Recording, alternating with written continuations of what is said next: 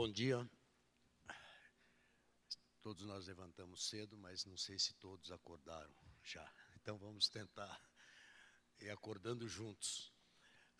Essa definição de mediador dá a impressão que haverá um embate aqui. Eu espero que haja, assim, de ideias, de uma discussão, de uma reflexão sobre a expectativa. Todos que estão aqui na mesa são fazedores de teatro. Qual a expectativa que a gente tem em relação aos que deveriam pensar o teatro e ajudar a comunicar o evento teatro para os seus leitores, ou telespectadores ou rádio ouvintes, que eu acho que hoje não se pode falar mais em imprensa só restrita aos jornais e revistas. Eu acho que essa discussão ela tem que levar em conta o momento que a gente está vivendo da própria imprensa e do teatro, dos veículos de comunicação e dos fazedores de teatro. Como provocação, eu levanto uma coisa que me inquieta muito, que é um acompliciamento crescente da academia com a imprensa. O que é isso? Pensa-se na universidade, nas escolas de comunicação, de teatro, de crítica, de dramaturgia, pensa-se um teatro antes do fazer o teatro. E esse pensamento, às vezes, vai para a imprensa, para as revistas, para os jornais, principalmente, porque aí o rádio e a televisão entram depois, como objetivos a serem alcançados. Então, me inquieta muito ler, sejam críticas, sejam artigos, sobre o teatro, produzidos na academia, em que os autores tentam induzir os fazedores de teatro, os diretores, aqui temos dois, os atores ou produtores, a realizar aquilo que eles acham que deva ser o teatro nesse momento. E a nossa academia tem muito gosto pelas novidades. O mais recente é o pós-dramático, né, que, se é pós, eu costumo dizer, não me interessa porque ainda não aconteceu. Então, deixa acontecer, depois nós vamos ver o que é. Esse pós-dramático virou agora uma palavra, parece que comum, né? Ninguém fala bom dia pós-dramático, porque isso vem junto, né? Que lá fora ninguém dá a mínima. Aqui vira uma coisa importantíssima. Eu já ouvi de pessoas ligadas, saídas ou da universidade, ou da própria imprensa, que teatro épico, Brecht está morto. Como? Como já ouvi no passado que Stanislavski, que todos os pensadores, Artaud, Grotowski, são coisas mortas. Quer dizer, quando o conhecimento acumulado vira uma coisa morta, é muito preocupante. E quando você busca um novo que você não sabe o que é, e pior, impondo aos fazedores do teatro aquilo que eles têm que fazer. Antes, sempre foi assim, ao longo da história. Primeiro, o criador, seja um músico, diretor de teatro, o autor, o ator, faz o seu trabalho, as pessoas vão, assistem e começam a refletir sobre esse trabalho. E daí pode-se criar um novo pensamento a partir daí. Mas é do fazer. Agora parece que a reflexão precede o fazer, e isso é perverso.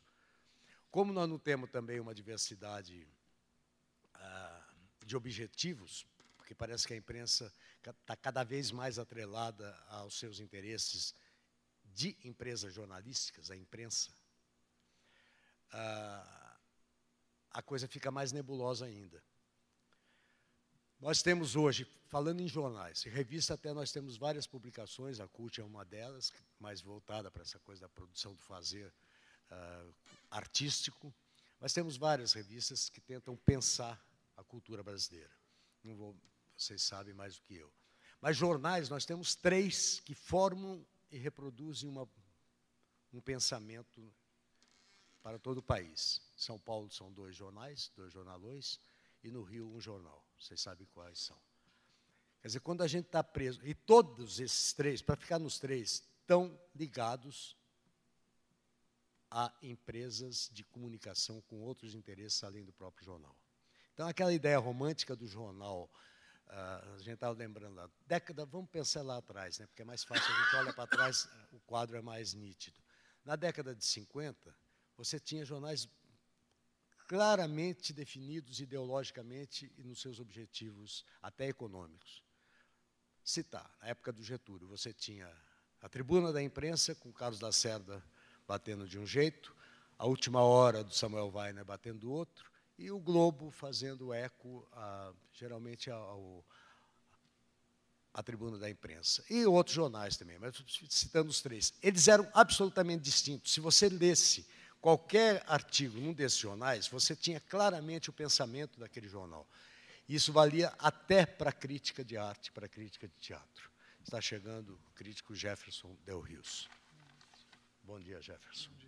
Hoje você não tem mais isso. E eram jornais que ainda não tinham a complexidade econômica dessas empresas, estava a léguas de distância do que nós temos hoje.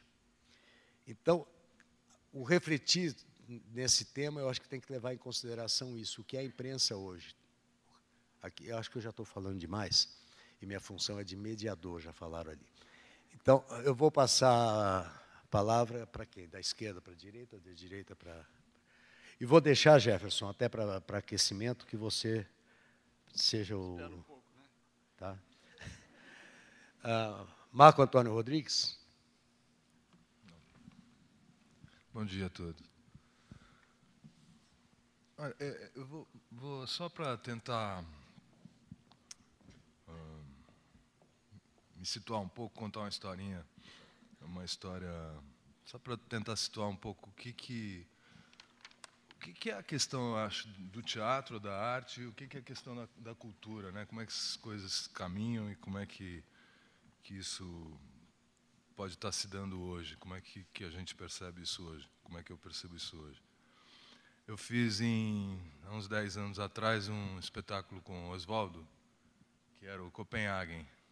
Copenhagen é um texto do Michael Frayn, e acho que é um exemplar assim do ponto de vista do como é que se constitui, né, uma obra teatral.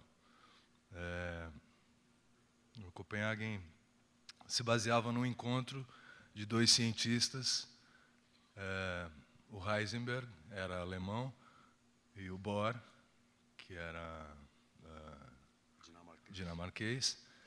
Eles tinham sido muito amigos há 20 anos atrás, e o momento do encontro é um momento em que está prestes a eclodir a bomba atômica.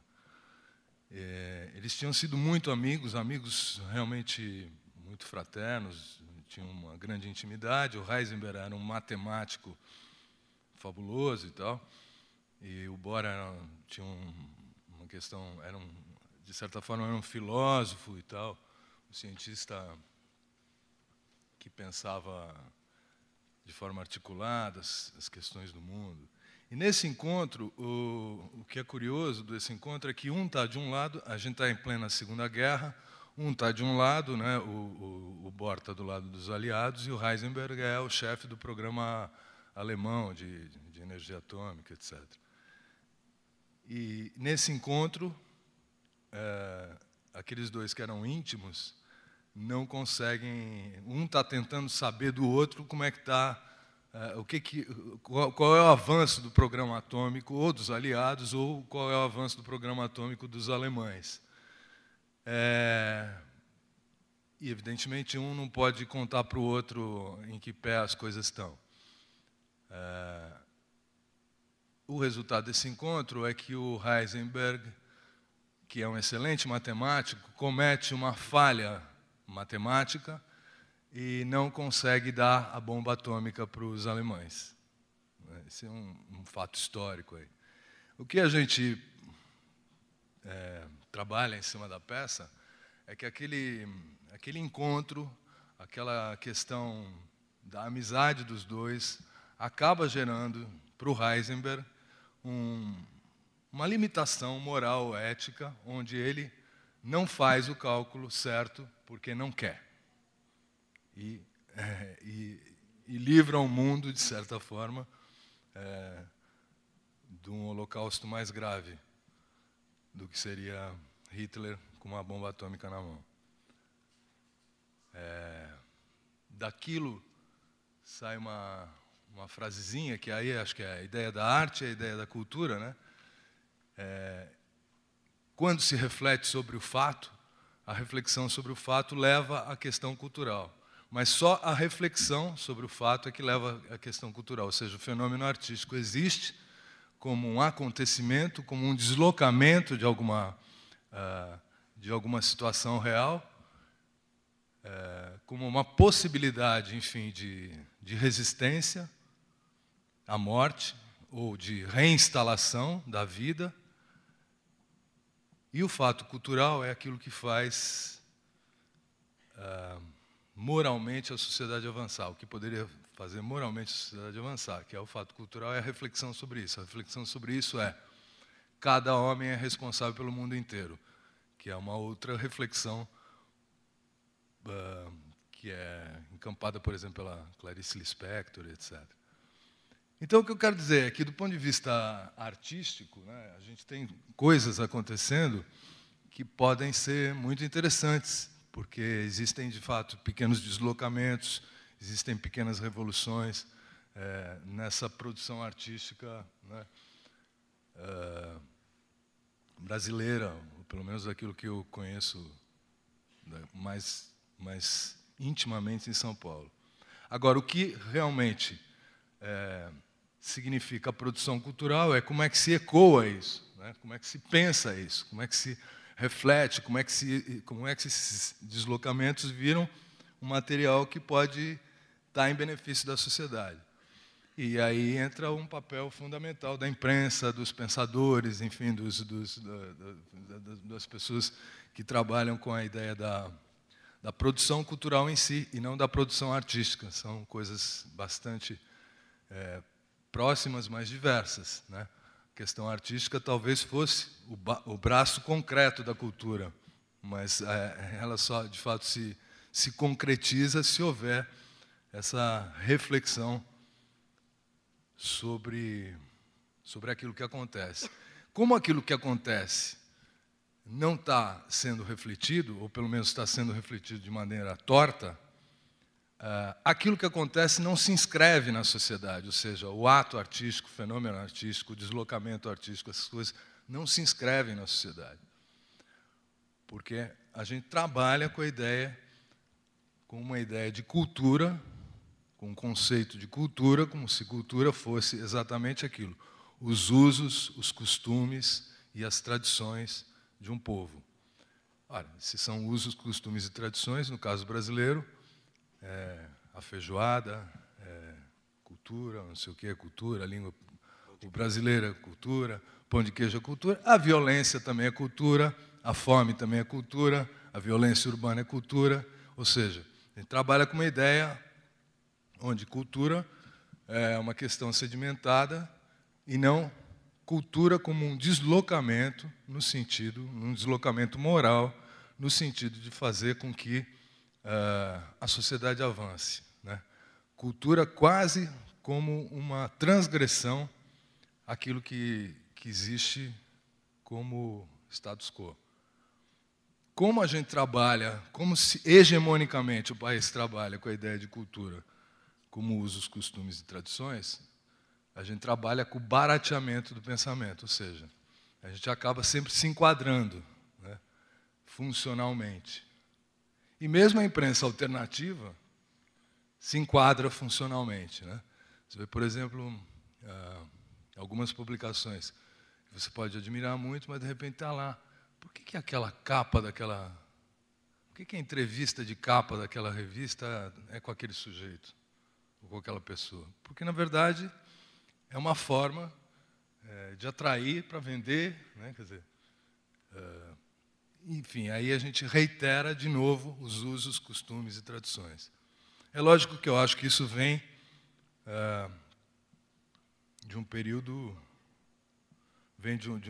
primeiro de uma questão central, que é: a gente tem um monopólio eletrônico maior do mundo, né, privado, que é fruto direto da ditadura, que é a TV Globo, e que trabalha de forma a baratear o pensamento e interfere em todas as relações, nas relações objetivas e subjetivas, atingindo, de fato, a subjetividade, né? Então, acho que, sem estender muito a questão, mas, fundamentalmente, a própria academia, que você diz, ela também reflete essa funcionalidade, né? O Marx dizia que, se o mundo fosse definido pelas relações de trabalho, você teria sempre os escravos e os donos, né? Como a gente hoje não é definido mais pelas relações de trabalho, porque o trabalho não existe, sobra o quê? O fetiche do trabalho, que são as relações de mercado. Então, o mundo é definido pelas relações de mercado. Nessas relações de mercado, quando a gente não tem nenhuma resistência cultural, quer dizer, a gente não, pode ter uma resistência artística forte, acho que tem mesmo, mas a gente não tem a resistência cultural, isso vai, inclusive, provocando uma erosão da própria produção artística, né? E como existe essa funcionalidade, então, hoje em dia, na academia, eu acompanho um pouco isso também de perto, você tem toda uma normatização das relações, né, no Brasil. Aqui, por exemplo, você não pode fumar, não pode beber, não pode não sei o quê. É tudo normatizado, como se a normatização regulasse, é tudo politicamente correto, é uma sociedade homogeneizada, todos somos iguais, todos somos bonzinhos, todos agimos da mesma forma, todos temos a mesma opinião sobre tudo, né? É tudo, de fato, homogeneizado. Então, essa forma, a originalidade passa a estar no quê? Na forma, na moda, em outro tipo de lugar, né?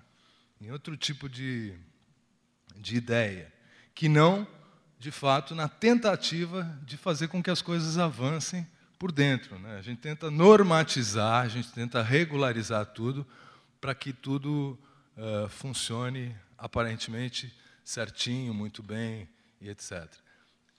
Eu sou de uma geração em que, quando eu era garoto, não tinha uma família que não tivesse um filho exilado, um filho assassinado, um filho machucado, um filho fugido.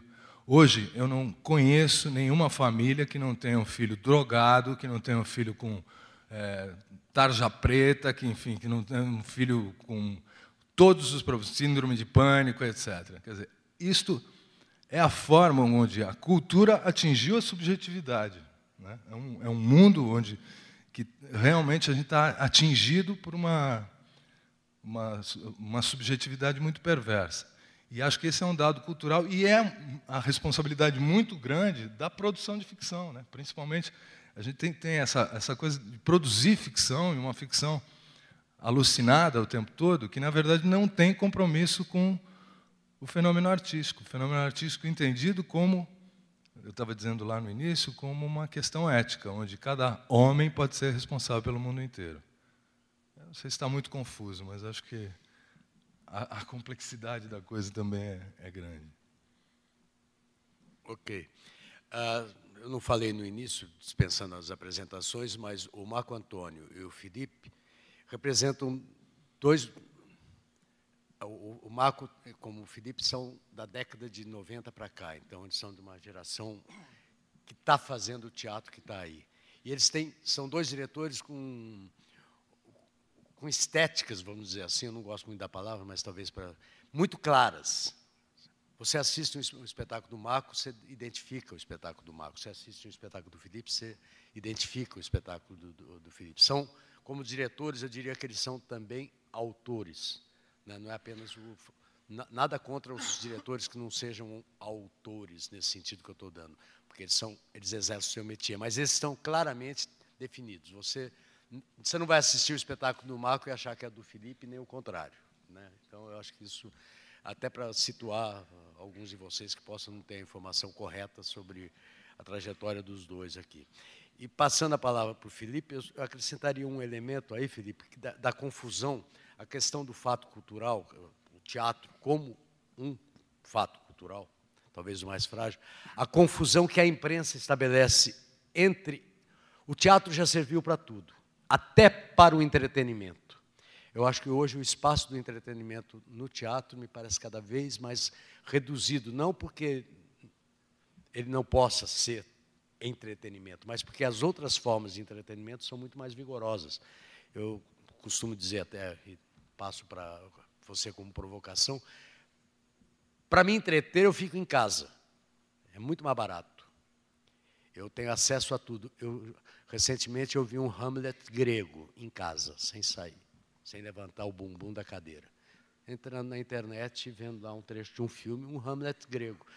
Eu não entendo nada de grego, mas como eu conheço a peça, deu para identificar. Então, para entreter, não basta. O teatro vai voltar à sua origem, cada vez mais à sua origem, de ser o lugar onde os homens, pessoas, seres humanos se reúnem para discutir sobre a condição humana. E aí não há espaço nenhum, nem no entretenimento, nem na imprensa, nem na televisão, que possa exercer melhor essa reflexão sobre o ser humano. Felipe. Bom dia. Primeiro eu queria agradecer, enfim, a oportunidade de estar aqui, nesse horário da manhã que eu desconhecia. Eu conhecia até mais ou menos às 7 da manhã, e a partir das 11, esse de 9h30 eu não conhecia ainda, e estou achando bonito e feliz. Depois eu queria falar que, enfim, tudo que eu disser aqui pode estar um pouco ainda sob a influência do meu remédio para dormir. E eu posso estar, como a Emma diz, o Nanini fala no Pterodátilos, inconsciente. Então, portanto, meu discurso é um pouco mais caótico e um pouco contraditório também, porque normalmente já é assim durante o dia, agora deve estar um pouco pior. Falando sobre a última coisa, por exemplo, as últimas coisas ditas aqui na mesa, uma coisa que me ocorre em relação a entretenimento e arte é que esse isolamento do teatro num lugar, um bunker, né? É como a gente entra num teatro como entra num bunker hoje em dia, se reúnem 100, 200, 300, 500 pessoas para assistir Molière numa cidade que está sendo incendiada. Eu lembro que quando a gente foi fazer o Avarento do Paulo Autran, estavam tendo os ataques do PCC na cidade, e a cidade estava sendo incendiada, e a gente estava assistindo o Molière lá, e eu falava, a Daniela, a gente conversava, que coisa esquisita, a gente está fazendo Molière aqui e reafirmando um discurso de 400 anos. É como se aquele ator, que era o Paulo Autran, tivesse condenado a repetir uma coisa de 300, 400 anos numa cidade que estava sendo incendiada. E o teatro sempre teve essa capacidade de refletir sobre o que está acontecendo, mas, ao mesmo tempo, de se isolar na sua discussão, na sua própria discussão, no seu próprio ambiente.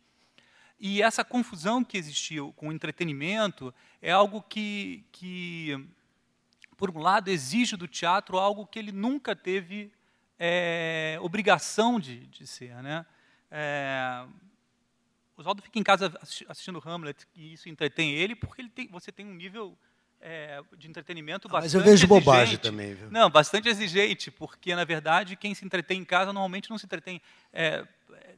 Eu vejo muitos jovens se obrigando assim, não, vamos lá assistir um Bergman e comer uma pipoca. Não é assim. A arte realmente ela não está ali para te entreter exatamente, está por outros motivos, para te fazer pensar, e arte e entretenimento diferem completamente nesse caso. E a gente não tem que ter nenhum tipo de preconceito nem em relação a uma coisa nem a outra, entendeu? E é lindo quando as coisas também se encontram, porque também é possível que exista esse encontro em alguns aspectos. Eles se encontram, sim.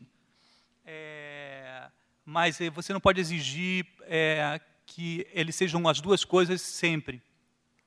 E daí vem um grande problema ligado à nossa relação, à relação dos artistas e dos jornalistas, né? Aonde estão essas fronteiras e por que elas têm que ser tão investigadas? E por que elas têm que estar sempre sendo ditadas pelos nossos preconceitos, né? O meu sonho, eu tenho um sonho um pouco torto em relação a mercado, o que o Marco estava falando em relação a como a gente hoje responde ao mercado. Eu sei que é um sonho talvez delirante, mas eu realmente acredito que é possível você ter, sim, o mercado ditando a busca, a procura de quem quer assistir um espetáculo ou outro, e os próprios artistas, de como eles trabalham, etc., mas que seja isso abrangente a ponto de você ter o público para qualquer tipo de manifestação artística, e não só um público X que vai responder ao entretenimento, um público Y que vai responder a tal tipo de manifestação artística muito alternativa, etc. Eu acredito realmente que os teatros podem estar lotados em qualquer tipo de manifestação artística e, claro, de entretenimento. Claro que a tua ambição vai ser diferente. Você vai colocar um espetáculo para 100, 200 pessoas, 500 e tal. Nesse aspecto, eu tenho uma posição, eu acho que não é o momento para se discutir isso, mas eu tenho uma posição bastante diferente e bastante...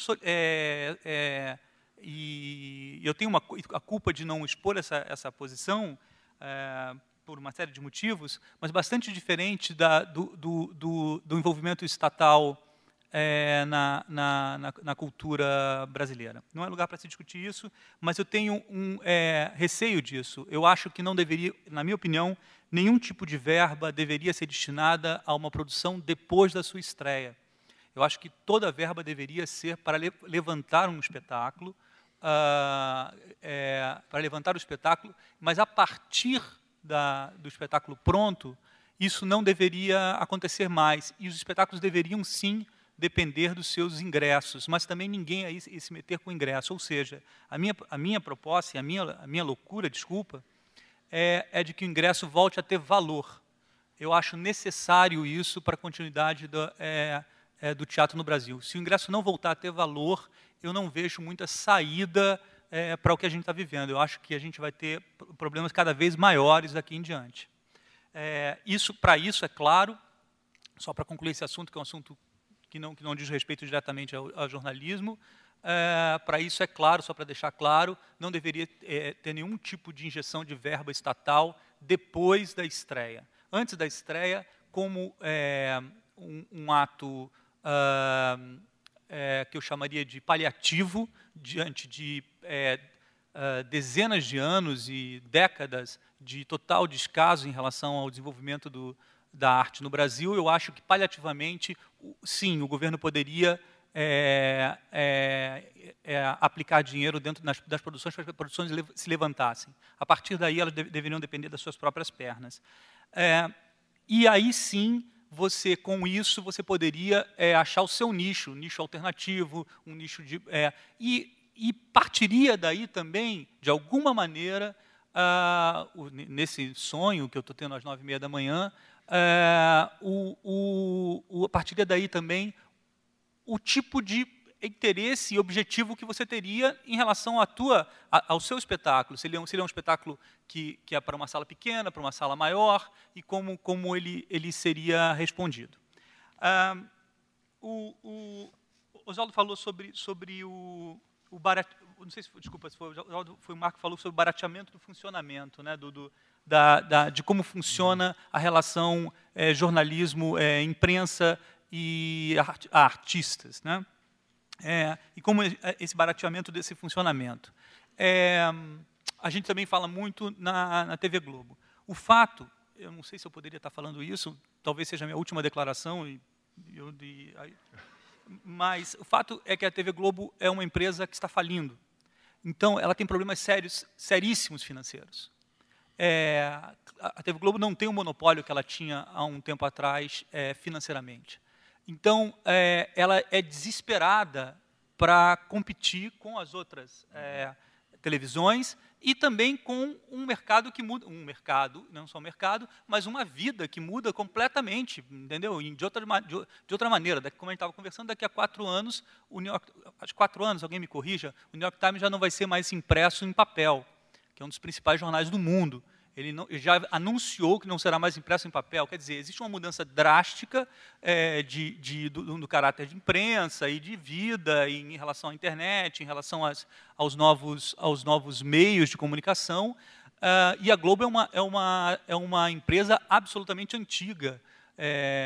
pelo que eu sei, ela vale muito pouco, inclusive, para compra, porque ela tem uma quantidade de processos trabalhistas e uma série de dependências de regimes de CLT, etc., que fazem dela uma empresa muito antiga, de administração muito antiga, e, por isso, muito preocupada com o seu futuro.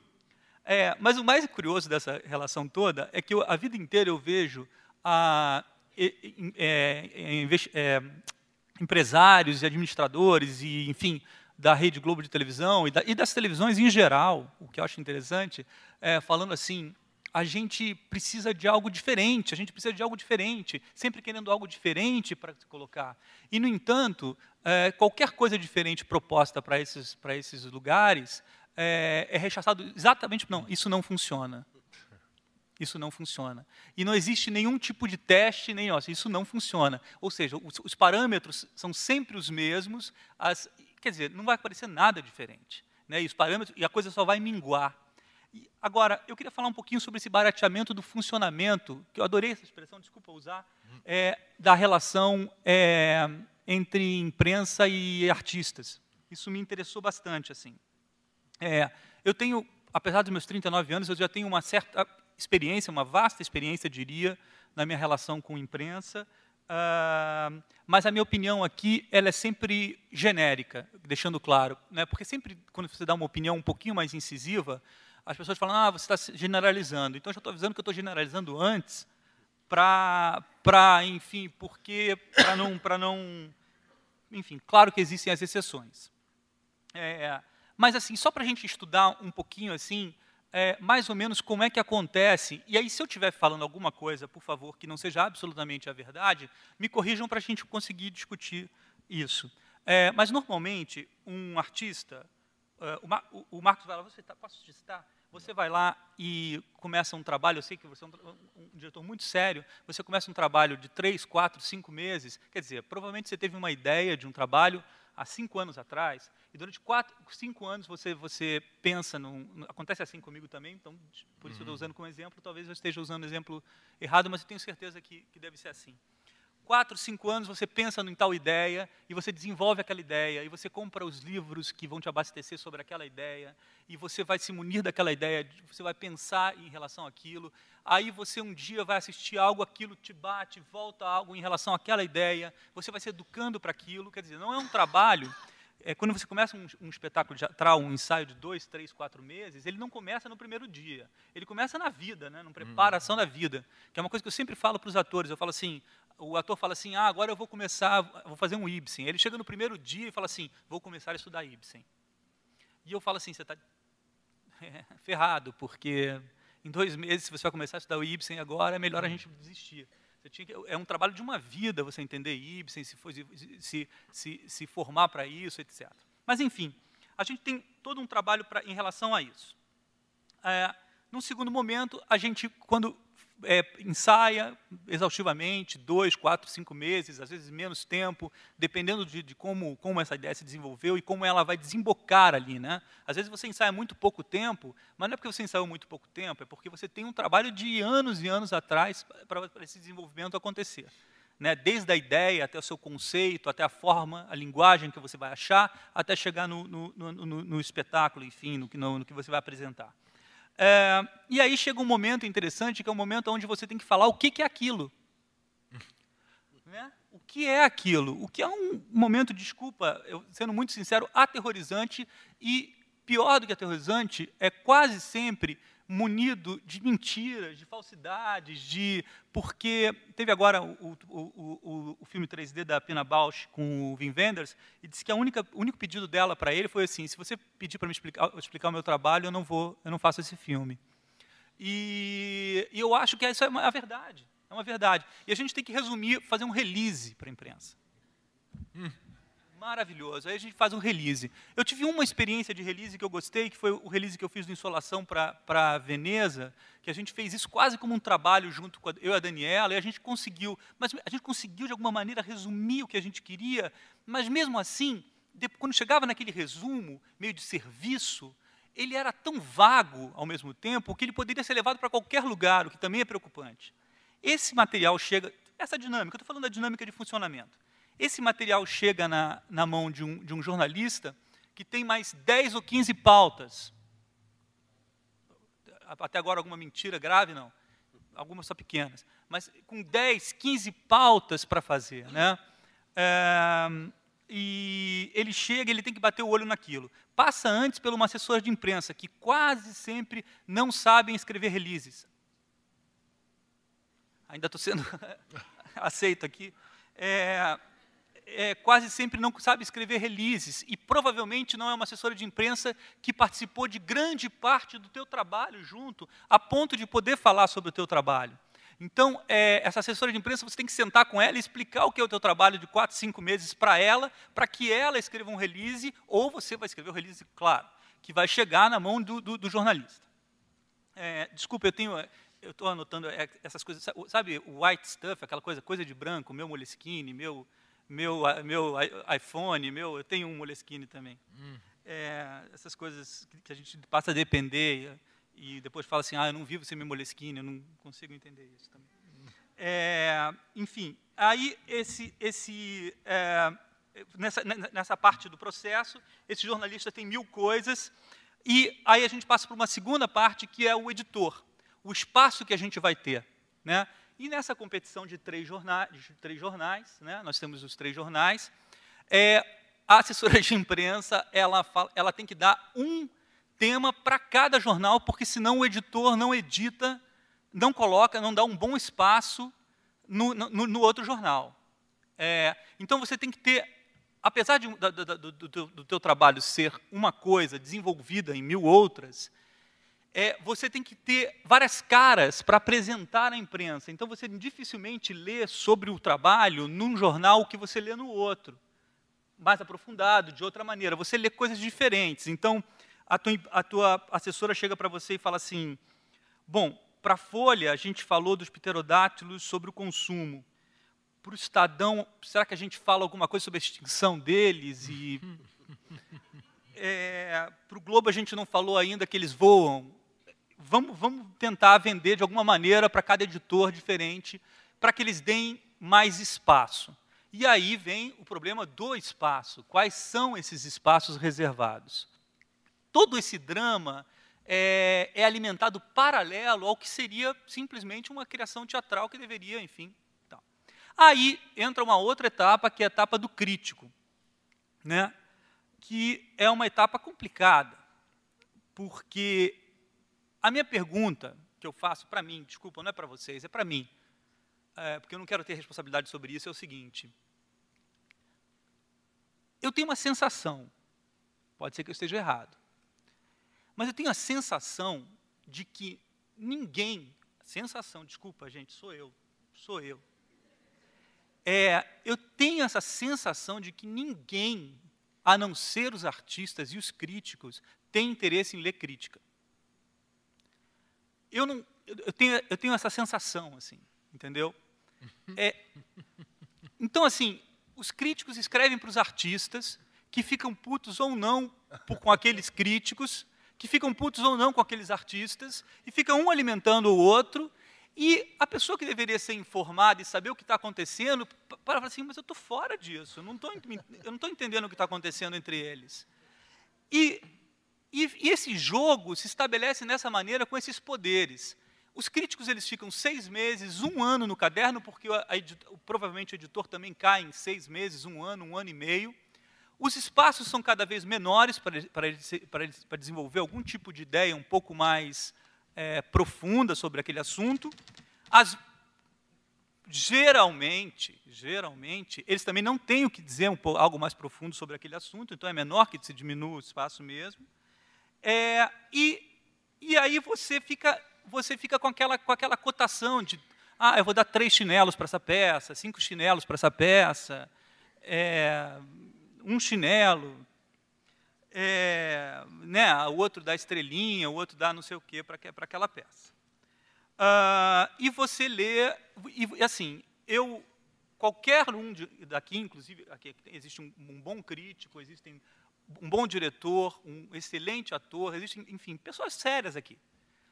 Mas, assim, não há quem não diga que não viu atrocidades sendo cometidas em relação a esse fator. Numa época da minha vida, eu me revoltei contra isso, eu queria dizer para vocês, eu tomo remédio de tarja preta,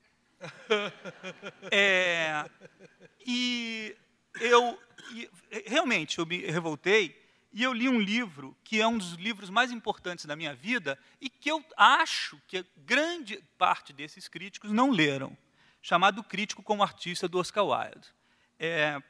A essa altura, algumas pessoas sabem que eu vou fazer um trabalho com o Nanini sobre o Oscar Wilde e a gente pretende abordar o Crítico como Artista também.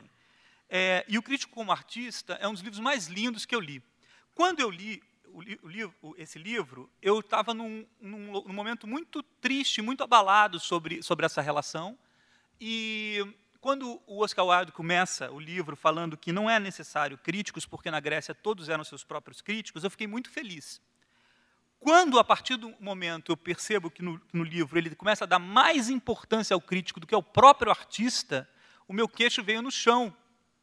Eu falei assim, meu Deus, esse homem é o homem mais inteligente que eu tenho notícia. E ele está falando uma coisa que está fazendo virar minha cabeça, que é o seguinte: o crítico é tão importante ou mais do que o artista. Porque ele tem a responsabilidade de ler a obra desse artista. Ele tem a responsabilidade de saber tudo do que naqueles meses todos o Marco fez e pensou. E o que ele quis com aquilo, e o que ele levou, para que ele emita a opinião dele, de preferência de uma forma apaixonada, de preferência de uma forma amorosa em relação à arte. Entendeu? E não de uma forma preconceituosa, rasa, como eu tenho visto.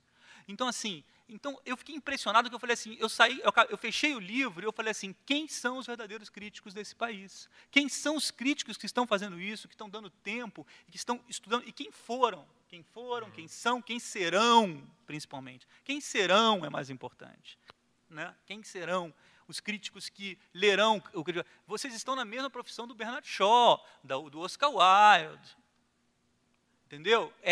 O negócio é sério. Machado de Assis. Né? Então, assim, sabe, é só isso. É uma questão de, assim, eu dou muita importância hoje a crítico. Eu só não consigo dar a crítica. Eu não consigo dar importância aos críticos que estão aí. Mas a crítica, sim, muito. Eu estou falando, acho que demais, eu perdi um pouco de tempo, não sei quem falou mais, mas, enfim, eu tenho tanta coisa para falar. E aí, só para concluir, hoje existe a internet, de um tempo para cá. E os espaços, a liberdade, os espaços que você tem. A Daniela Thomas, ela fala uma coisa super bonita, que eu concordo com ela, que ela diz que na época dela, buscar era mais do que um botão no Google. Ela tinha que buscar realmente as informações. Quer dizer, o material dela não era a Wikipédia, o material dela era um material... E eu lembro que eu entrei na Unirio para fazer teoria do teatro e tive aulas com pessoas muito importantes, como o Zé Renato, que a gente conversou agora, com o João Bittencourt, que é uma pessoa que não foi respeitado como dramaturgo, porque é um dramaturgo de entretenimento, etc., mas era um cara muito inteligente, muito interessante, com a Bárbara Eleodora, com o Jorginho de Carvalho. E eu entrei, mas eu entrei principalmente por causa da biblioteca da Unirio, porque não se tinha acesso àquelas coisas, e lá eu pude ler o Tom Stoppard, que é uma coisa que não se lia, enfim, há 20 e poucos anos atrás. Hoje, você tem o Google, hoje você tem o e-book, hoje você baixa livro de graça, você não precisa... tinha um professor meu que falava para a gente roubar, quando a gente não tinha dinheiro, o livro, que isso era válido e ia ser perdoado de alguma maneira, em algum momento da vida. Mas, enfim, hoje você não precisa disso, você pode ler na internet esses livros. Então, assim, faça a mesma coisa, hobby e leia.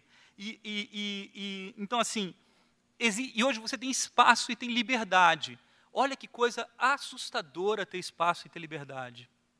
Quando você pensou que você tinha tudo na mão, agora eu tenho espaço e tenho liberdade, faltou uma coisa, ideia do que fazer com esse espaço. Então, assim, o que fazer com esse espaço? Quanto mais espaço, mais responsabilidade a gente tem que ter sobre esse espaço. E, assim, hoje, a internet, no geral, ela tem hoje não vou falar nem do anonimato, que é uma coisa covarde e cretina, eu vou falar, assim, mesmo das pessoas que escrevem, usando os espaços da internet como se fosse um espaço que é um espaço que a gente ganhou com uma conquista da humanidade, né? Então, e esses espaços são usados de uma maneira, às vezes, né? E aí você tem a ferramenta na mão, mas você não tem o conteúdo. E, na verdade, o conteúdo é o mesmo, desde a imprensa lá, a imprensa que dizem que vai acabar, a imprensa, né, de papel, etc., desde essa imprensa, o conteúdo é o mesmo, a maneira com que você forma é a mesma, a ferramenta mudou.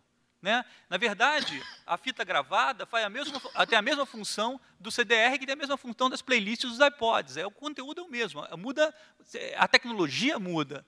Então, assim, hoje você tem essa liberdade desse espaço, mas o conteúdo falta. A Fernanda Dumbra, atriz do Mário Bortolotto, falou uma coisa que eu sempre gosto de repetir, que é o seguinte, há 20 anos atrás, ela sempre encontrava uma pessoa que falava, porra, eu tenho um livro genial, mas ninguém quer me editar, eu tenho um livro genial, eu não consigo editor. Aí, quer dizer, hoje você pode editar um livro na esquina, por muito pouco dinheiro, ou você tem um espaço na internet para editar esse livro, cadê os livros geniais?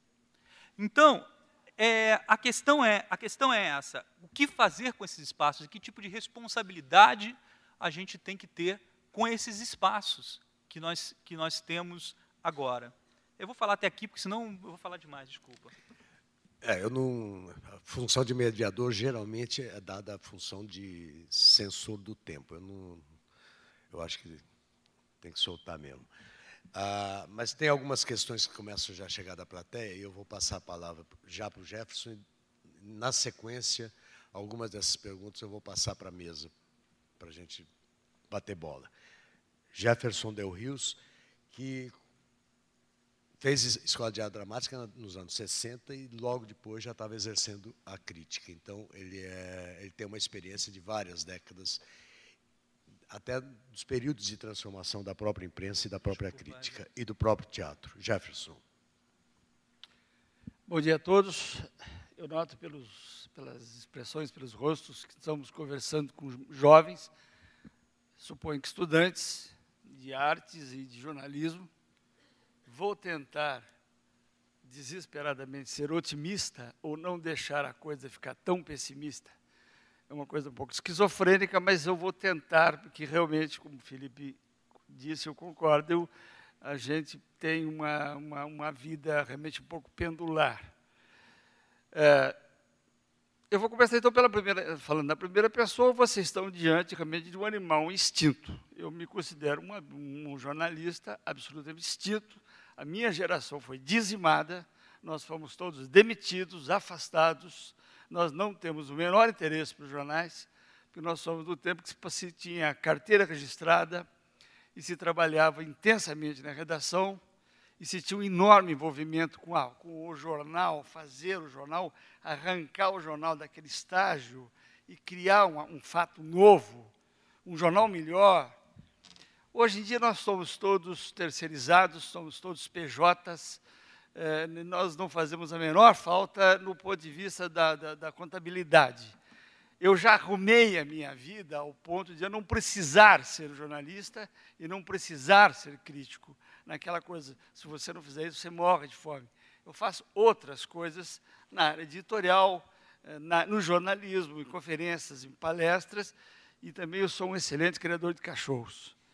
Eu adoro cachorro, já tive um canil, fui um grande especialista em beagles, e hoje trabalho com perdigueiros alemães, o pointer alemão, que é um cachorro lindo. Então, em último caso, eu vou criar pointer alemão. Tenho alguns livros publicados, e tem um outro que está para ser editado, uma biografia do Vitor Garcia, que é uma pessoa que depois poderíamos falar, um diretor argentino genial. Então, como uma pessoa absolutamente extinta, se me extinguirem amanhã da crítica, eu não vou sofrer por isso. E, portanto, eu estou livre de um dos males que um crítico pode ter, que é a prepotência, a vaidade, essa sensação de que ele pode interferir gravemente na vida dos outros. Eu não creio que os críticos sérios tenham esse tipo de sentimento. Eu acho que a crítica brasileira dos últimos 50 anos tem sido muito boa, com bolsões problemáticos. Ponto. Fazer por blocos. Eu acho que o teatro brasileiro melhorou a imprensa melhorou, o público quantitativamente parece que melhorou, e, ao mesmo tempo, nada disso é verdade. As coisas também pioraram. Salvo a qualidade do teatro. Realmente, o teatro brasileiro era muito jovem, até a década de 40, isso são 70 anos. O Brasil não tinha um teatro moderno, não tinha um teatro compatível com os centros intelectuais do mundo. De novo, aquelas coisas, a história que todos nós conhecemos. Nelson Rodrigues, 43, os comediantes, se saiu de um teatro que realmente era um entretenimento antiquado, passadista, para uma coisa nova. Se o teatro tem 70 anos, a crítica também é muito mais jovem ainda. Bom, o teatro é muito mais velho do que a própria crítica, claro. Eles dois, os três, representam uma arte, uma situação cultural do homem de 3.000 anos. A crítica vem com a imprensa contemporânea, que é uma coisa do século XVII, quando começa a surgir os jornais, o jornal como negócio. A imprensa deixa de ser uma coisa privativa do clero e da nobreza, aquela prensa do Gutenberg. Começou a surgir os jornais, o jornal começou a ser vendido, começou a ser um negócio e começou a cooptar e a refletir a sociedade da época. O que vinha? A literatura, o folhetim, os primeiros grandes escritores, alguns dos grandes escritores da literatura moderna começaram escrevendo os seus romances em folhetins, em sequência, nos jornais, e as artes começaram a ser discutidas, surgiram as polêmicas, e, consequentemente, surgiu a figura do crítico. Mas, no Brasil, a crítica teatral praticamente foi inexistente até os anos 40. Em 1893, o Jornal do Brasil tinha 1893, o Jornal do Brasil tinha um cidadão chamado Luiz Albuquerque de Melo, que ele cobria saraus e festas. O Rio de Janeiro era tão provinciano, era tão pequeno, embora tão lindo, que não tinha o que noticiar, a não ser as famílias dotadas, que tinha uma moça que tocava piano, alguém cantava uma polca. Esse é o primeiro crítico que eu conheço, Joaquim Lúcio Alcântara de Melo, do Jornal do Brasil, 1893. Há um vácuo em que o crítico e o cronista social se confundiam. O crítico também era um pouco empresário. Esse absurdo já existiu. O crítico ser empresário, ser o produtor e ser o divulgador e ser o crítico. E também havia uma subliteratura, quer dizer, um rodapé que era dado assim a personalidades da época. Escritores, nem sempre os maiores, que tinham um espaço no jornal para divagar em crônicas sobre a beleza da atriz, sobre a graça da moça, das atrizes francesas. Isso realmente era um almanaque. Em 1920 e pouco, em São Paulo, o Antônio Alcântara Machado, o grande modernista, precocemente falecido, com 34 anos, ele fez uma tentativa de crítica orgânica, tentando entender o fenômeno o cênico, o texto, o espetáculo, o diretor. Ele morreu em 1935, e há um buraco, de novo, de uns 20 anos, que o crítico e um homem de teatro chamado Miruel Silveira definiu com muito bom humor, que nas redações antigas se dizia quem tem o smoking. Quem tinha smoking era o crítico, porque os espetáculos só se faziam no Teatro Municipal. Quem tinha smoking ia e fazia a sua crítica, que, na verdade, era um comentário, uma coisa ligeira, de um subjetivismo dominante. Tal. Com a criação da USP nos anos 30, e o surgimento de uma revista chamada Clima, em 41, surge uma geração de pessoas que pensam de uma maneira muito mais aprofundada o fenômeno artístico, seja nas artes plásticas, no cinema, na dança e no teatro, e na literatura. Esses formadores que são figuras históricas, dos quais só tem um vivo, que é o Antônio Cândido Melo Souza, o crítico, o Lorival Gomes Machado em artes plásticas, Paulo Emílio Salles Gomes em cinema e o Décio Almeida Prado em teatro. A partir daí que se começou a criar uma crítica que se pode ser chamada realmente de um exercício intelectual ativo de interlocução com a produção artística. E de lá para cá, então, vem surgindo periodicamente, dependendo do jornal ou da época, um melhor período no jornal, tem um melhor crítico. Eu vou realmente agora fazer uma defesa do jornal ao qual eu sou apenas colaborador, onde eu já trabalhei como editor. Hoje o jornal O Estado de São Paulo tem o melhor caderno de cultura de São Paulo e tem a melhor cobertura teatral de São Paulo. Até por uma dessas curiosidades boas, dos 5 editores com os quais eu trabalhei, 2 são dramaturgos. A Marta Góes, tradutora e dramaturga, foi editora, e o Dib Carneiro, que é um excelente autor teatral e um apaixonado por teatro, e também foi um bom crítico de teatro infantil, ele me dava espaços, ele tinha uma maneira de editar, e isso eu entendo. Eu sou um animal de redação. Antes de ser um crítico, eu sou um jornalista. Eu sei fazer como Oswaldo Mendes. Eu sei fazer tudo no jornal. Se me chamarem correndo aqui, vamos fazer uma edição extra, porque foi proclamada o Império de novo no Brasil, eu sei fazer um jornal da primeira à última página. Então, eu sei que se o Dib colocava, ele me escolhe uma página ímpar, abre a foto e me põe em cima, essa crítica tem muito mais repercussão. É uma coisa visual, é uma coisa mecânica, é uma coisa cinética, a gente sabe disso. Você para mais em certos lugares. Como você pode enterrar um texto da maior qualidade numa coluna ou então embaixo. Eu tenho tido sorte, eu tenho tido bastante sorte.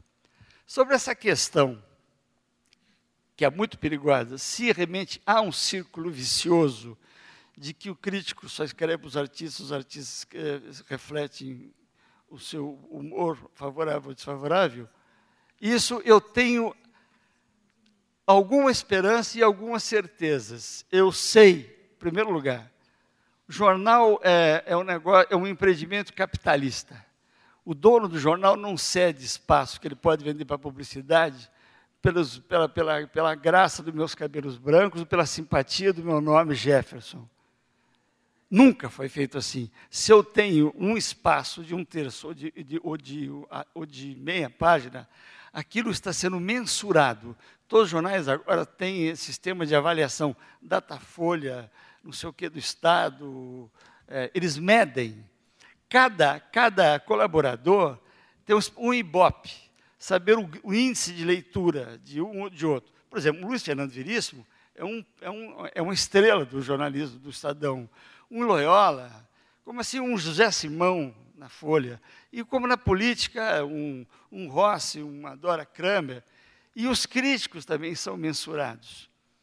O que está acontecendo, eu sei que eu sou lido, e eu tenho algumas provas, algumas evidências, de que eu não estou apenas conversando em círculo.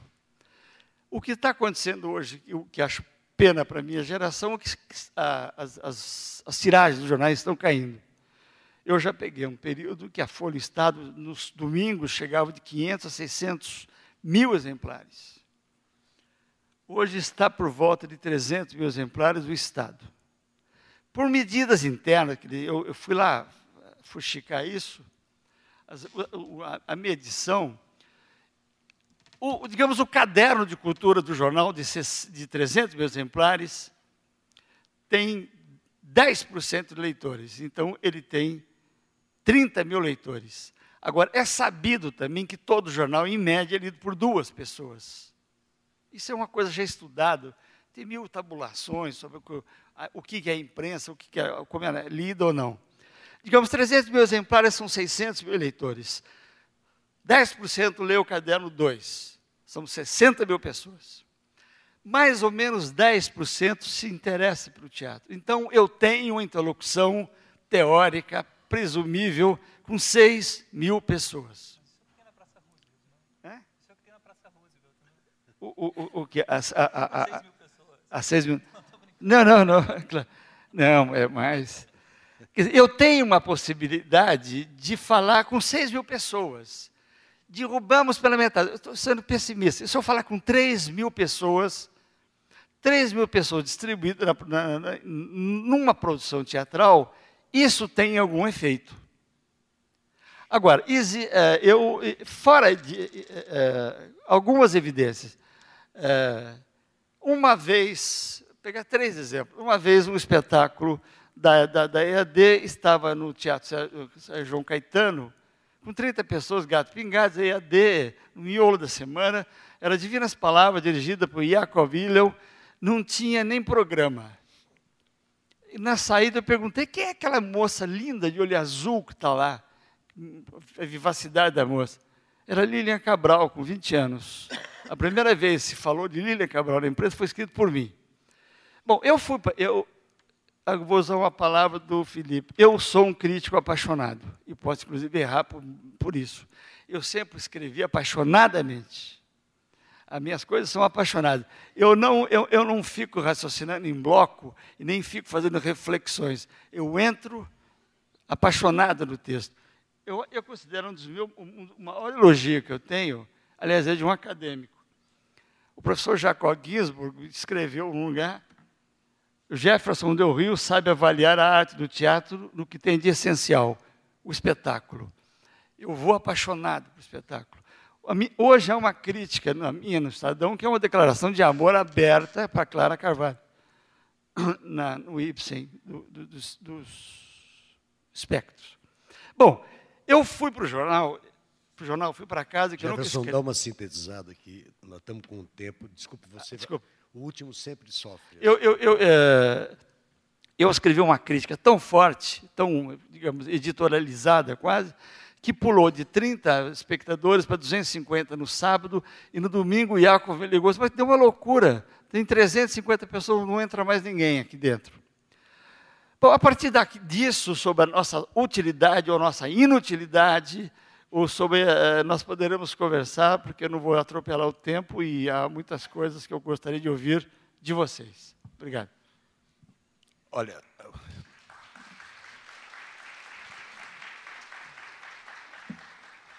o tempo ruge e late aos nossos pés. São várias perguntas aqui. Eu estou um pouco, já que falo de tarja preta, a minha tarja preta está 6 graus abaixo de zero esse palco. Eu estou tão gelo, eu notei que eu estou falando quebrado, eu estou gelado. Eu sou melhor falando, eu estou ruim. Já foi tomar providência lá. Olha, o Eduardo, a Juliana Protásio, o Marcelo Caldas, Felipe Oscar Machado, que se identificaram, e Patrícia Rocco, que enviaram perguntas aqui. Existem várias questões que dizem muito mais respeito, parece mais uma entrevista do que um debate, porque são questões levantadas que caberiam muito bem numa entrevista. Eu vou ler essas questões, para não excluir nenhuma, para ficar na cabeça de vocês. É evidente que eu separei pelo menos 2 ou 3 aqui que têm mais a ver com o nosso debate, mas eu não vou excluir a leitura dessas questões apresentadas aqui. Se a arte não é entretenimento, qual o lugar dos musicais, dos happenings e dos stand-up comedies? Não há certo romantismo da identificação entre carreira teatral e vida noturna, boemia? A quem interessa a identificação? Isso é alguém que já conheceu outros tempos, já não tem mais isso. Poderiam comentar sobre, para o Felipe, poderia comentar sobre a questão do preço do ingresso e a exclusão social. Como o teatro pode chegar em áreas mais remotas das cidades, dado a precariedade do transporte público? Talvez não sejamos nós os melhores para responder sobre isso. Como é a sua estratégia para atrair público? Ou há em sua equipe um profissional, aqui se aproxima do nosso tema, ou há em sua equipe um profissional de comunicação responsável por isso? Sua plateia cheia. Corresponde à receita com ingressos ou é a gratuidade para formação de plateia que lota as salas? O que vocês acham do teatro feito na Praça Roosevelt? Ele é emancipador por fugir do teatro massificado de entretenimento que graça nas grandes casas teatrais da mídia hoje em dia? Qual a opinião de vocês sobre a Lei Rouanet? Como vocês veem, são temas que não dá para esgotar numa manhã, e muito menos em 10 minutos. Né? Comentar sobre a produção teatral em relação à cultura ou falta de frequência e consumo das peças teatrais por parte dos brasileiros. São perguntas que estão muito relacionadas. Falou-se sobre as relações, Marco falou sobre as relações de trabalho e a fetichização das mesmas. E quanto às relações de trabalho dentro dos grupos ou companhias de teatro? Como se dão essas relações? O teatro é uma outra realidade. Quais são os cuidados que o Felipe toma ao adaptar o discurso de uma outra linguagem para o teatro, sem que as especificidades teatrais sejam colocadas em segundo plano? Como vocês veem, são questões muito específicas do fazer. Quase, né, são ótimas, mas parece mais de uma entrevista do que de um debate. Por isso que eu estou colocando todas num balaio. Esses jornalistas que não aparecem quando a gente vai lançar a peça... Pois é, essas perguntas são ótimas no coletivo. Quando a gente for lançar a peça, apareçam. Tem duas aqui que eu deixei para o final, porque elas me parece que pode também dar... A Patrícia pergunta, Patrícia Rocco, dentro do cenário atual, qual seria o processo ideal para a elaboração de uma boa crítica? Quais são os pontos de atenção indispensáveis para um trabalho crítico de qualidade que traduza o fazer artístico? Sim. E essa outra que me lembra uma pergunta feita há 60 anos atrás por Juremar aos... Mas daí eu explico isso. A pergunta é, como a experiência de mundo contemporâneo, pautada na virtualidade e distanciamento real, impacta a presença do teatro na vida cultural? Isso me lembra uma pergunta que o Juremar fez em 50, 51, se, logo após a explosão da bomba atômica em Hiroshima e toda a questão nuclear e a ciência tomando o primeiro plano, ele perguntava, pode o teatro hoje, com modificações tão rápidas no mundo, ser aquilo que o Shakespeare pedia, o espelho do homem e da sociedade? É um pouco essa pergunta, o que papel sobra para o teatro hoje? São perguntas um pouco gerais, eu não sei se o Marco quer... Agora vamos estabelecer, nós temos até às 11h15, mas a gente vai até às 11h20, né? Já falei... Então, mais... Então, você quer pegar já essa, Felipe? E você entra... E tem uma aí que toca exatamente para você também, que é qual seria o processo ideal para a elaboração de uma boa crítica? Quais são os pontos de atenção indispensáveis para um trabalho crítico de qualidade que traduz o fazer artístico? O Felipe quer tocar nisso, né, Felipe? Daí... Opa, obrigado. Primeiro eu queria dizer, assim, só para... Agora tem que ser rápido, tudo tem que ser muito rápido. Agora você... É o seguinte, respondendo rapidamente, musical, etc., mais um sonho. Eu tenho sonhos infantis, né? Eu não consegui me livrar disso. Quanto menos preconceito, mais gente no teatro. É importante a gente não ter o menor preconceito em relação ao que está se fazendo, se é musical, se é o Teatro da Praça Roosevelt, se é o teatro alternativo do Sesc, se é o teatro... Parem com isso. Existem musicais geniais, brilhantes. Às vezes não é exatamente aquele que você foi assistir naquele dia, mas existem. Existe Sondheim, existe Cole Porter, Gershwin. Como é que a gente pode falar musicais e falar como se fosse algo depreciativo? Isso é falta de informação. Nossa, não podemos tratar assim. Gershwin fez coisas lindas em musicais, Cole Porter, Sondheim, musicais sérios naquela área.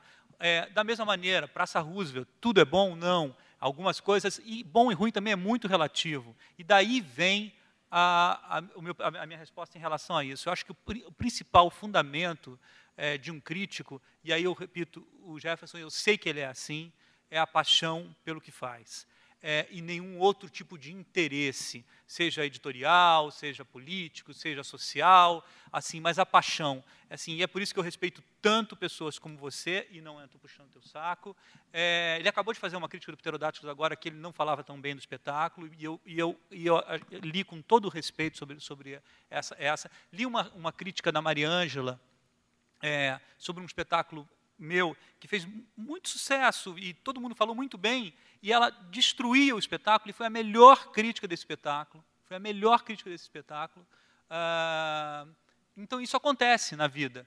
Assim, acontece desde que existe a paixão envolvida, entrega e envolvimento, tentar entender o que aquele artista fez durante aquele tempo. Se não conseguir acompanhá-lo em toda a complexidade, que é um trabalho de 4, 5 meses, porque você tem que fazer várias críticas, pelo menos fazer o mais perto para chegar mais perto disso. Então, assim, essa falta de preconceitos vai fazer com que os teatros lotem de novo, encham de novo. Teatro é um lugar para ter gente na escada. Essa coisa dos bombeiros de proibirem as pessoas na escada, isso é um problema, entendeu? Porque quando as pessoas entravam e sentavam nas escadas, elas arriscavam a vida para o teatro. Então, quer dizer que tinha alguma coisa boa no palco. Quer dizer, né, se você está arriscando a tua vida, deixa ele arriscar a vida, é sinal que tem uma coisa boa lá no palco para ele arriscar a vida. Só para concluir, e o que é de serviço em relação ao teatro? Só para citar um último exemplo, como eu falei, todos nós sabemos de coisas escabrosas em relação à imprensa. Mas, por exemplo, notas, essa loucura por notas. Antes da estreia do Pterodáctilos, desculpa, eu estou citando coisas específicas para a gente falar claramente, olho no olho. Antes da estreia do Pterodáctilos, uma coluna deu uma nota falando que o Pterodáctilos teria captado R$1.300.000 para fazer 20 apresentações em São Paulo. Nós não temos patrocínio. Nenhum real. Não é que a gente não captou 1.300.000. A gente captou no FAT 200 mil para montar a peça e nem mais nenhum real para vir para nenhum local. E saiu uma nota dizendo que a gente captou 1.300.000 para 20 apresentações. Depois, claro, um advogado entrou, falou, e eles desmentiram na coluna lá. Realmente, erramos. Eles sabem que eles erraram. Mas, assim, erramos, tal. Muito tempo depois, eu numa reunião dentro do SESC, falando sobre isso, falando assim, poxa, vocês podiam ter popularizado o ingresso de vocês tinham R$1.300.000 na conta. Tá? Essa é a responsabilidade que a gente tem que ter em relação a isso. A gente não tinha R$1, a gente dependia dos preços do ingresso. Então, hoje, por exemplo, a gente faz meia a R$30 no Pterodáctilos, porque a gente precisa de ingresso para pagar a produção. E se fizer um cálculo fácil, a gente explica rapidamente porque uma produção precisa ter um ingresso com um mínimo de R$60 e meia de 30.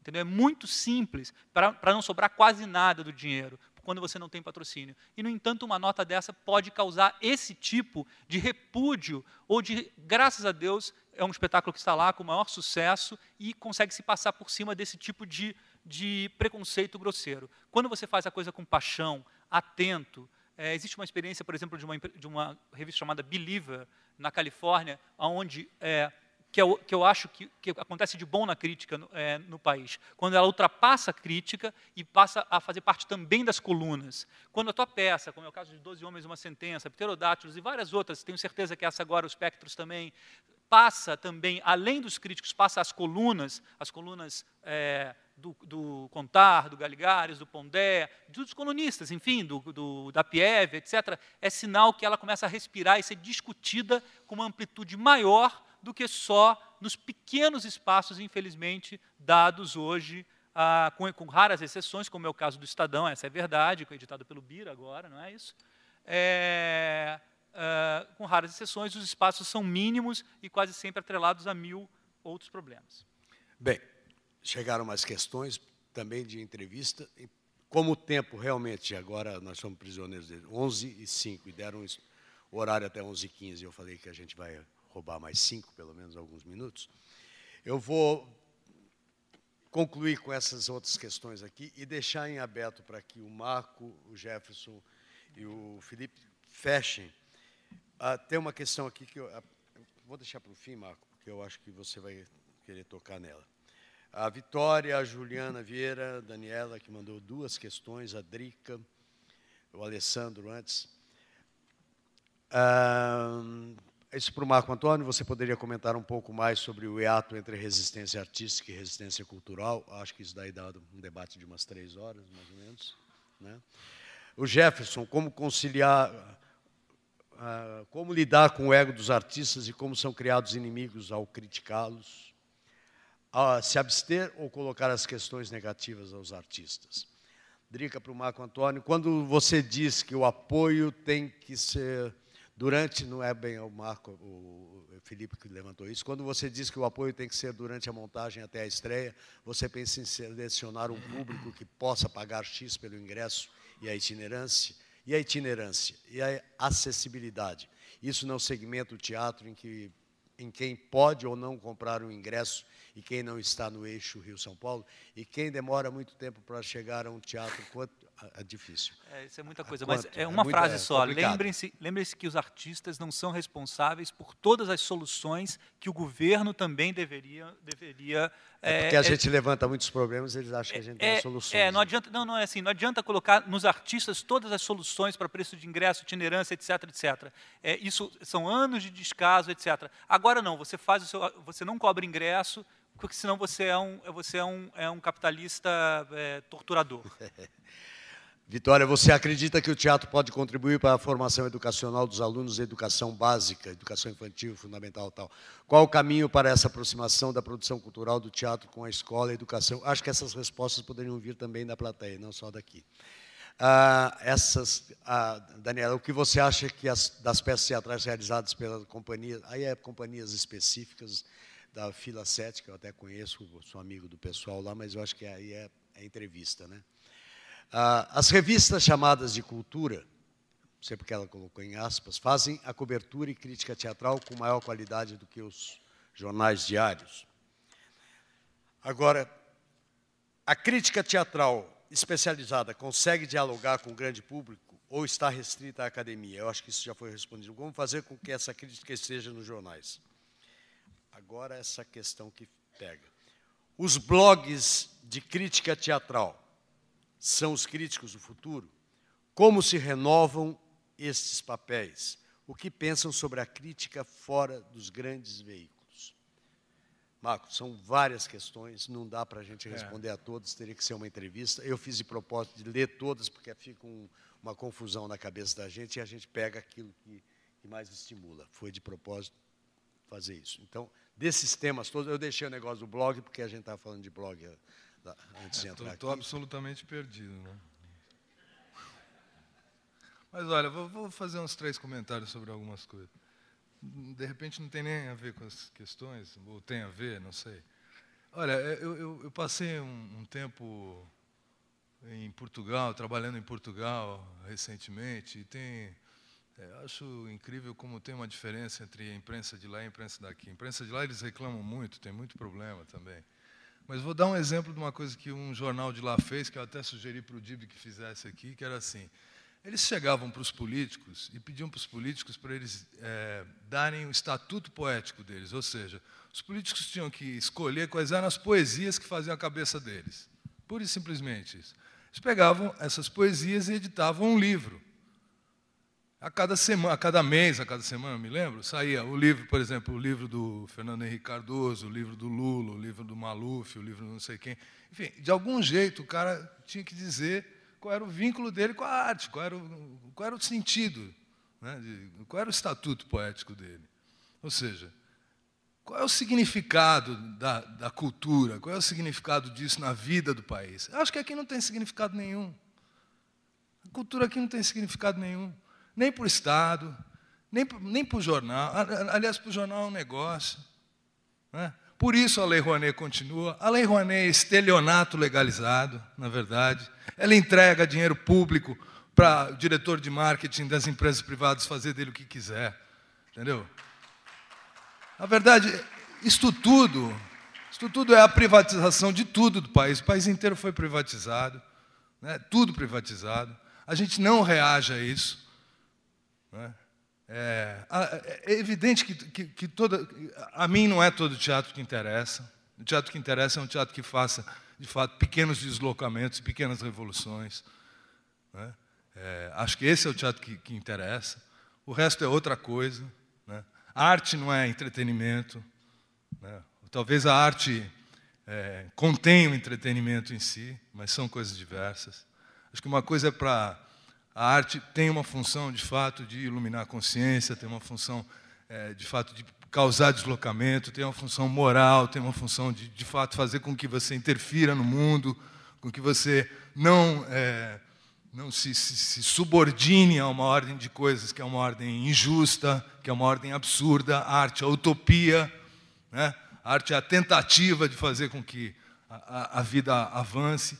E acho que é lógico que, se a cultura, que é a reflexão sobre isso, ou seja, o papel do jornalista, o papel da imprensa, o papel, enfim, todo o papel institucional, daquilo que constitui o campo cultural, não reconhece isso, não faz isso avançar, é lógico que o efeito que a gente tem é muito perverso, né? Parece que só existe um modelo, uma forma de agir.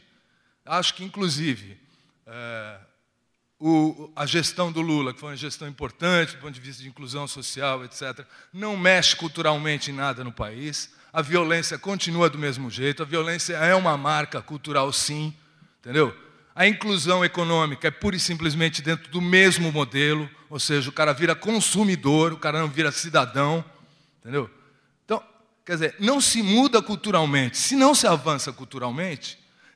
Tinha um debate interessante em Portugal, só para concluir, um debate interessante em Portugal que reunia várias, chamava a Odisseia e tal, enfim, reuniam vários intelectuais da Europa e tal.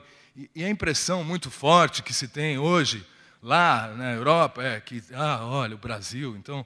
Tinha uma portuguesa até que fazia um discurso tão absurdo sobre tudo que era maravilhoso aqui. Ele fala assim, bom, para eles são os 3 países, a China, a Índia e o Brasil são os modelos. Ele fala assim, bom, a China tem mão de obra escrava, a Índia tem uma miséria absurda e o Brasil tem uma miséria cultural absurda. Quer dizer, esse é o modelo para o mundo hoje. Por quê? Porque são os países onde os problemas econômicos estão sendo resolvidos. Então, voltando lá atrás, né? Aquela velho axioma do Marx. Se o mundo é regido por relações de trabalho, você vai ter sempre patrões e escravos. Enquanto a gente não avança sobre isso, não tem avanço do ponto de vista do campo cultural.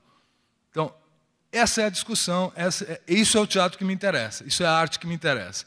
Fora isso, acho tudo uma bobagem.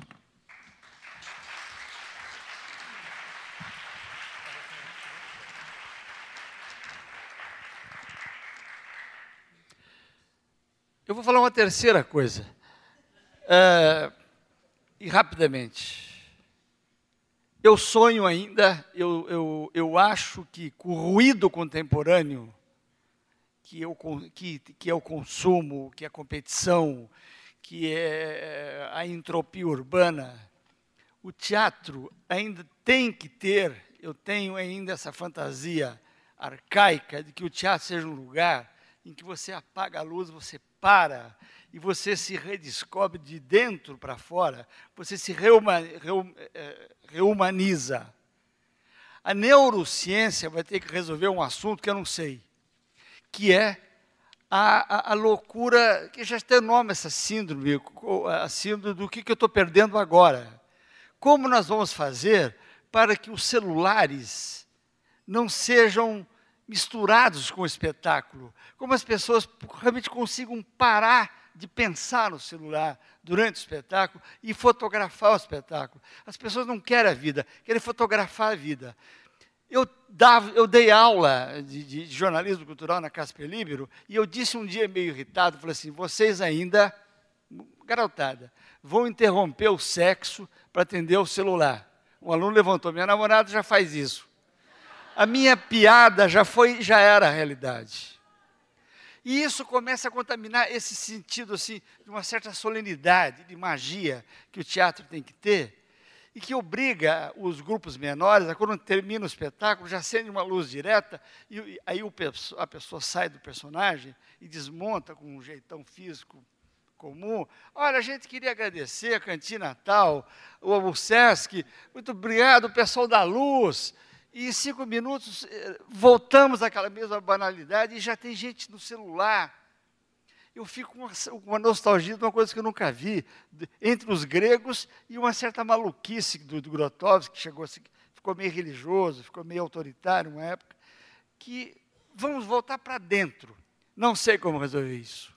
Vocês vão ter que resolver isso, que o celular é um novo instrumento sexual e toda essa tralha que vem aí. Não que eu não use, não acho que seja bom. Eu já fui obrigado, eu fui correspondente no exterior da Folha, outro lado meu, eu sou bom de política internacional, que fazia matéria numa letra, pegava o comboio em Lisboa, subia correndo da Avenida da Liberdade, ia na UPI, no United Press, para passar por Telex. Isso é uma história, para vocês, de ficção científica retrô. Só que aconteceu ontem. Realmente, hoje você pega um laptop, eu cubro o diabo. E isso já me cria um isolamento. Tem colegas do Estadão que não me conhecem, me respeitam, acho que eu sou até legal. Mas a Maria Eugênia Menezes, repórter de teatro, eu conhecia em Santos, num festival, assim, você. A gente não precisa se ver. Eu ainda estou com uma nostalgia, para correr o risco de ser conservador, da cortina do Terceiro Sinal. Eu não admito uma campainha de Carandiru dando aquele berro que fere meu ouvido. Por que não abaixa um pouco tudo e o teatro seja realmente alguma coisa, sim, altamente ideologizada e também fortemente espiritualizada? Porque senão fica uma continuação do ruído pelo ruído, ruído pelo ruído. Porque se você está entregue e a coisa é boa, tudo realmente tem muito sentido. Eu concordo com o Felipe, os musicais, Porgy and Bess, é toda uma história da negritude americana, uma música genial. Agora, tem toda uma indústria de tralhas ali, que não tem nada a ver com nada, nos teatros longínquos, já elitizados, você vai lá com um carro, o estacionamento custa um jantar, o diabo a quatro. Essa conversa que eu noto que eu já começo a ficar ansioso, eu tenho uma certa nostalgia de como a gente pode voltar ao teatro, viver da bilheteria, não viver só desses engodos misturados em nome de leis, não sei das quantas, não ser mais possível ficar lá colocando notinhas maldosas, que o jeito está recebendo um dinheiro, como foi o caso que aconteceu com ele. Realmente que o artista abre a lojinha e vende o seu produto, que é a arte, que é a beleza, que é o instante de transcendência, e que quando acabe, a gente ainda pare um pouco e vá lentamente para casa. Meu maior pânico quando crítico é quando as pessoas saem atrás de mim e falam assim, você achou alguma coisa? Eu tenho que ser inteligente. Eu não quero ser inteligente. Eu estou emocionado, eu quero ir embora para casa. Eu vou ser inteligente no dia seguinte. Naquele instante, eu estou sentindo o espetáculo. Eu tenho saudade disso.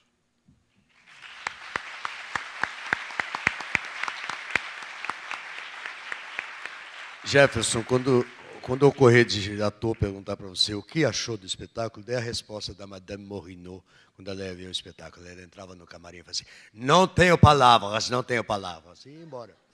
É uma boa saída para você. Felipe, você tem uns 3 minutos. Meu Deus, não consigo fazer nada em 3 minutos, mas eu vou tentar. Eu também escrevo numa coluna de jornal, do Jornal Globo. Toda segunda-feira, provavelmente nenhum de vocês já leu. Já leu? Olha só.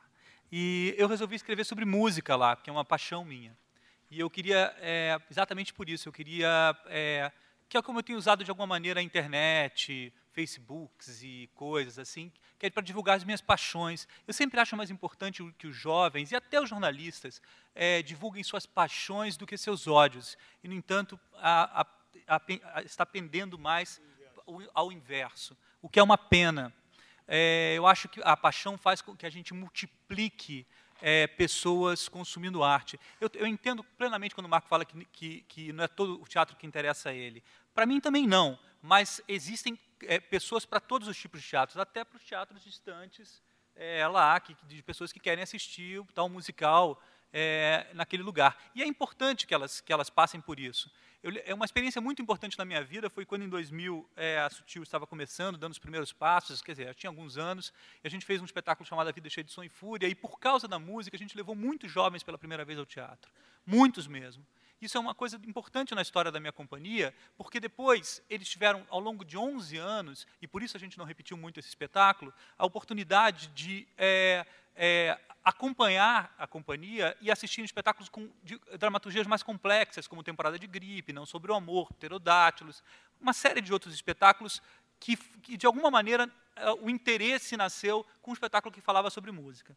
Nessa minha coluna eu falo sobre paixões e falo sobre coisas muito músicas que Nanini fala assim, eu não leio porque eu não entendo nada do que você está falando, não sei o que são aquelas bandas, etc. E um outro articulista, maldosamente, mas até de uma maneira bem humorada, falou que eu tenho 10 leitores. E provavelmente seria mais fácil eu me reunir com esses 10 leitores, é verdade, na minha casa e bater um papo sobre música. Mas sabe por que eu não faço isso? Eu não faço porque, quando eu era garoto, eu lia revistas de música aqui no Brasil, era muito difícil conseguir vinis importados, né, mais pesados, de 180 gramas, e eu me apaixonei por música lendo essas pessoas falando sobre Prince, ou falando sobre outra coisa para mim. Eu me apaixonei. E eu era curioso e eu não tinha esse acesso à internet. Né? Eu também sou uma ficção científica um pouco mais recente, mas eu sou também. A gente não tinha isso, e a gente tinha que acessar textos de teatro, música, estou falando como música, mas serve como exemplo de teatro, assim, buscando, e não clicando no Google. Então, eu escrevo essa coluna porque agora que as pessoas têm esse acesso, não é desculpa ela falar, eu não conheço, não tenho interesse. Se ela for curiosa e apaixonada, e se eu conseguir despertar uma paixão nessa pessoa, isso vai valer a pena. E os jornalistas têm espaço para despertar essas paixões, entende? Falar sobre essas coisas e despertar essas paixões nessas pessoas, e essas pessoas podem sair por aí multiplicando pessoas apaixonadas por arte, que é o que a gente precisa, multiplicar público apaixonado por arte, como todos nós somos, cada um na sua área. Tá? Obrigado.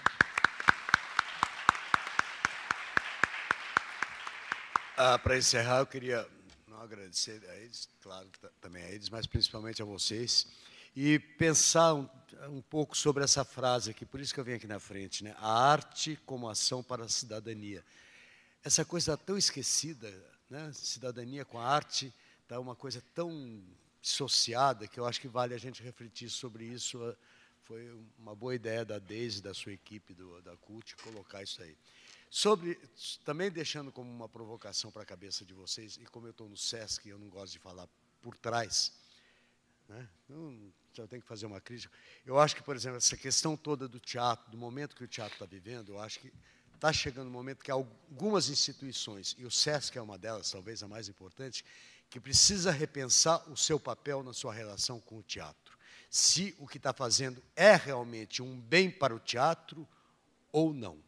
Eu tenho algumas dúvidas e gostaria muito que o meu amigo Danilo, talvez a Deise da CUT, propusesse essa discussão. Uma discussão franca, não com pedras na mão, mas para ver realmente qual o papel que essas instituições hoje exercem sobre o teatro. SESC, SESI, alianças disso, alianças daquilo, institutos culturais, que acabam tendo o seu modelo de produção copiado por governos municipais, estaduais e até federal. Será que esse é o modelo ideal para fazer o teatro avançar?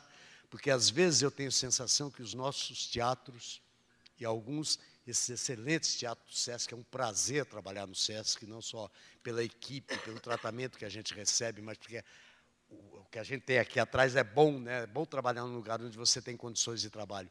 Mas, às vezes, eu tenho a sensação de que, como tudo é o SESC que tem que fazer, o SESC virou um grande motel, onde tem que circular rápido, rápido, rápido, rápido, rápido.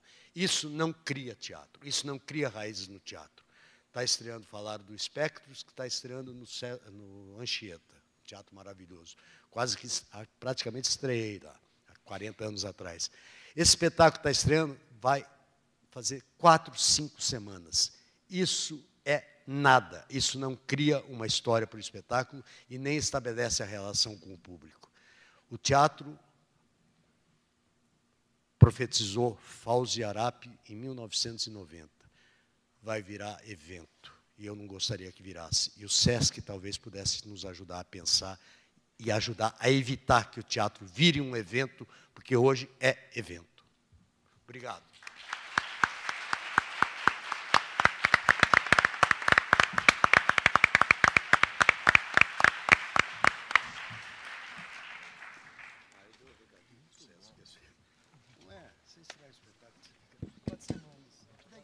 Agradecemos a presença dos debatedores e do público. Eu queria dar 2 recados. As palestras e debates realizados neste congresso podem ser assistidos no dia seguinte à realização de cada atividade por meio do portal do Sesc São Paulo. E outro recado, nós temos 2 proposições interativas dedicadas ao jornalismo que são realizadas no Estúdio Aberto, no térreo da unidade. Uma delas chama-se Faça um Texto, Faça um Teste, e Jornalismo Celular. Elas estão disponíveis aos interessados e mais informações no próprio Estúdio Aberto, que fica aqui no térreo do Sesc Vila Mariana. Em alguns minutos, teremos a próxima atividade do Congresso.